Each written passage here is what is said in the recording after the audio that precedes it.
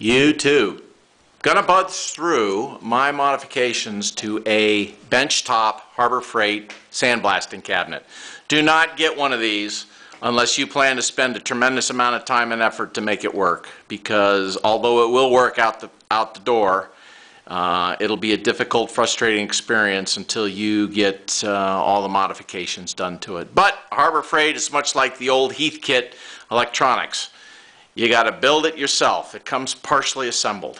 First thing, aluminum screen on the underside of the glass. This glass is fogged a little bit, but the aluminum screen prevents it from fogging. And if you see, what am I using it to hold is little dabs of hot glue here and there on the inside, and then the screen is attached to the inside. It slows down the fogging of the glass, although it doesn't prevent it.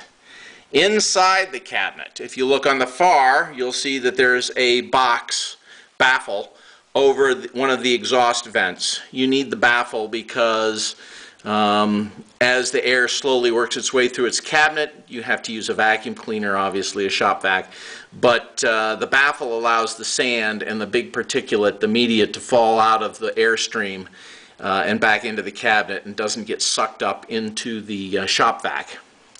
Also, for lighting, I basically just bought 300 watt equivalent LED lights, left them on their little tiny sockets, and wired them. That way I can move them around. You can work the gun with one hand, and you can use the light to shine exactly where you are and adjust it for whatever part you're working on, and it works. The light works out perfect. There are no shade areas. You can move your head back and forth here on the viewing screen, and then you can move the part back and forth with the light, and you don't ever have any problems with shadows or missing a spot because you just don't see it correctly. I highly recommend, especially for the small cabinet, that you keep your lights as flexible as possible, because you just can't, if you fix the lights, you're going to have a fixed perspective of light, and there'll always be a shadow someplace. But if they're movable, right? If you can move the lights inside the cabinet, boy oh boy, it makes a big difference. You never have a shadow. You can always find a place to get rid of the shadow. Also inside, this little screw right here, on the underneath side you can see the green wire. I have grounded the gun. First time I used this thing, I got shocked about every 15 seconds with static electricity because of the sand. That was a pain in the butt. So the gun is now grounded, and the ground wire comes all the way over here with the air hose and eventually attaches to the baffle, one of the baffle bolts I've got in here. And I've got some wiring sheath over everything so the wire doesn't catch. Also, you'll notice I'm using wiring loom around all the wires. You don't want your wires to be chewed up by the sandblasting operation. A swivel end allows the gun to move around. Notice here, no hose clamp with a tail to get caught on everything and rip up your gloves. These are wire clamps. Do a YouTube search on ClampTite, C-L-A-M-P-T-I-T-E. You can buy a tool to do that, or I've got a video up there, and so do a bunch of other people, on how to do a DIY hose clamping tool. I love the hose clamps. The pickup tube is the dual stacked 3/8 hole. I forget what the size of the hole is between them. The tube's welded together. The stock pickup tube sucks, so don't bother. Make your own. You can make it out of PVC, copper. You don't have to make it out of steel. This actually was made out of electrical conduit, and it works perfect for me. On the back side, my lights aren't permanently affixed, so they come through the original. This is the original exhaust baffle, and it's an exhaust baffle because the baffle is the original.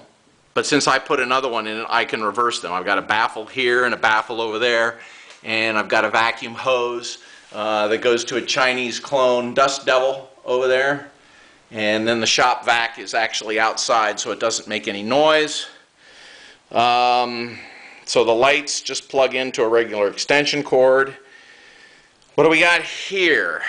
This box, believe it or not, is just providing power for these two outlets. So we've got power, 120 volts coming in, and all this box does is provide power to this outlet. The reason the box is here, well, why don't you just use the extension cord? The box is here because there's a grounding wire that's attached to the chassis. So if you'll remember, inside I had a grounding wire from the gun to the chassis. The chassis is now also grounded to the electrical, the home electrical grounding system, so static electricity does not build up. The only reason for this box is so that we could get basically the electrical ground to it. Power, I pull power out of here, out of the box that comes in, pull power out. It goes to a pulse width modulated controller, which operates two, and I say two, operates two cheap Harbor Freight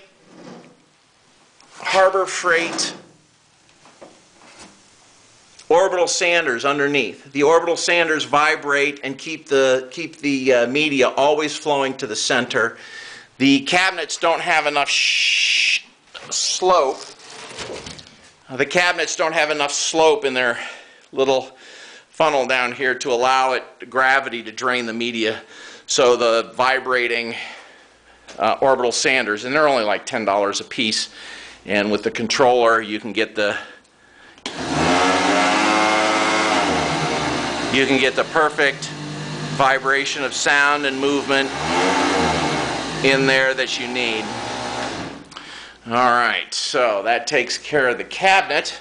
You can see over here, there's a Chinese dirt devil, dust devil, cyclone adapter.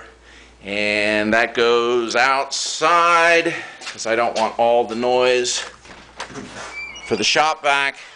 And I have the shop vac in the shed, but the shop vac is also on a pulse width modulated controller.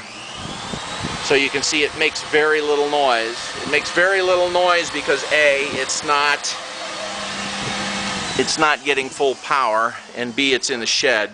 So the neighbors also don't get all wound up about the noise I'm generating.